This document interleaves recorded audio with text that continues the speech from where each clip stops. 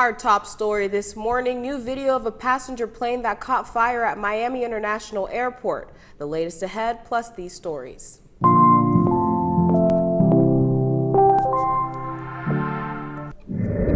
Swim at your own risk. It's just affecting our swim lessons, our adult swim lessons, our lap swimming. This summer, seeing a critical shortage of lifeguards.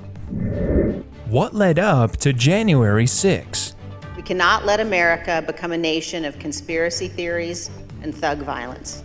In a hearing on the Hill. And next time you're out with friends in downtown Miami. What I think makes it different is, first of all, the way it looks. Why not just get carried away? These stories and more coming up on Newsbreak. Hello, South Florida. I'm Anya Joseph. I'm Michelle Morris. Today is Wednesday, June 22nd, 2022. Live from the South Florida Media Network's Biscayne-based studios in North Miami, this is SFMN Newsbreak. Airplane emergency as passengers flight end in flames at the Miami International Airport. Operations are back to normal at MIA this morning, and none of these passengers have serious injuries. Yesterday evening, a plane from the Dominican Republic had a really rough landing at the Miami airport. The aircraft belonged to the Dominican airline Red Air. The landing gear collapsed and caught fire. After a tire burst, passengers were finally brought to safety as the plane crashed on its belly into the runway. 3 people went to the hospital to be checked out. Swimming without a lifeguard nearby is a reality at beaches across the country, including Florida's Cocoa Beach. CNN Mike Valerio has more on this critical lifeguard shortage. To our south from where we're standing, the next lifeguard tower is approximately 30 miles from here. For Wyatt Wernath, it's a desperate shortage which could put lives at risk. He served as a lifeguard in Cocoa Beach, Florida for decades, and he tells us families at lakes, pools, and beaches may now be on their own. We're not able to protect the lives and souls that come to the beaches or the water parks or the ocean lake open waters. Experts say there's a critical lifeguard shortage across America. New York City just canceled all of its swim programs. Milwaukee County has fewer than half its pools open right now. All hands on deck, no days off, working, hours. Jesse Hernandez is on duty here in Commerce, California, where there aren't enough lifeguards even in Southern California. How would you say the lifeguard shortage is affecting all of your programs here? It's definitely affecting all our programs. In general, it's just affecting our swim lessons, our adult swim lessons, our lap swimming. As for why up to a third of U.S. public pools could reduce their hours or close altogether this summer, some experts say interest in lifeguarding was already dropping when the COVID pandemic hit. It made the situation even more dire with canceled trainings and closed pools. Restaurant and retail jobs also often pay higher for less risk.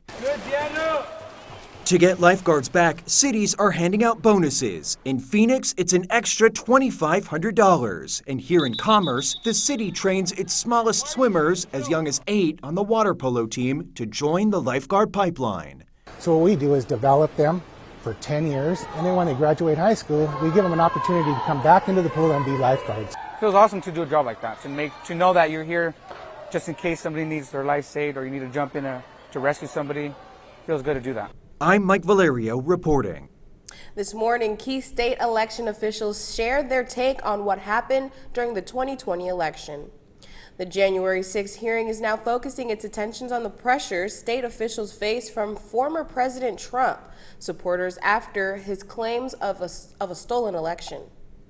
Based on our review of it, including the interviews of the key witnesses, the Fulton County allegations had no merit.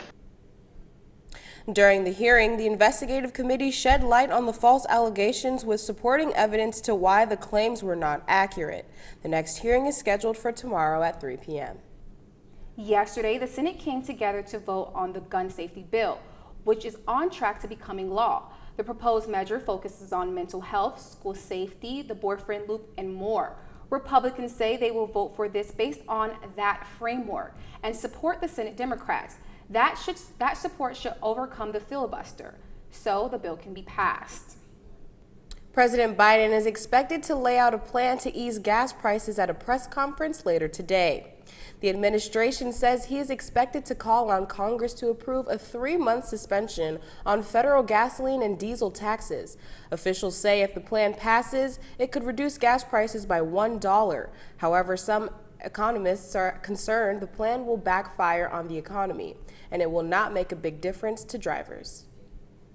A strange contest for Dave & Buster's and could give you the opportunity to stay overnight in the arcade. That's still ahead, and so is the story. What I think makes it different is, first of all, the way it looks. I feel like since this is a really personable experience, you can kind of pick and choose how you experience it. Why go for a drink by the bay when you can go for a drink on the bay? Newsbreak will be back in just 2 minutes.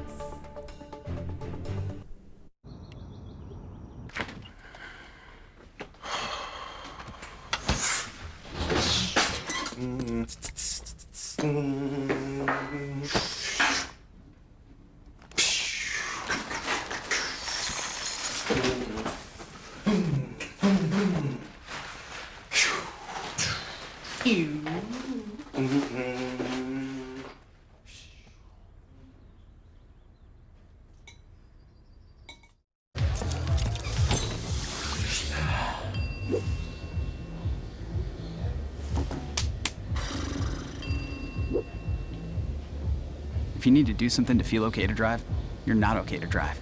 Don't drive buzzed. There are a lot of ways to reach out to a friend about their mental health.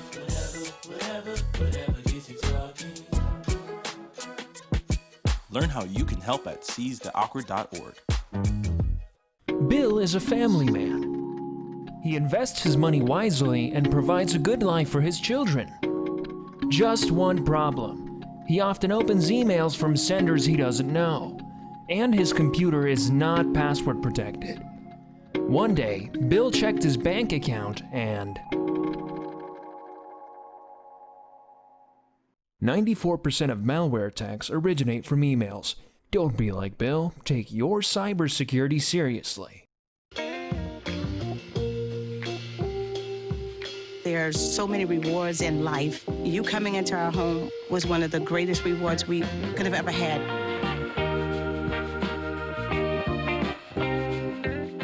Hey Bobo, do trees tell each other stories? I'm sorry, I'm afraid I don't know that. Hey, why don't we go find out? Listen.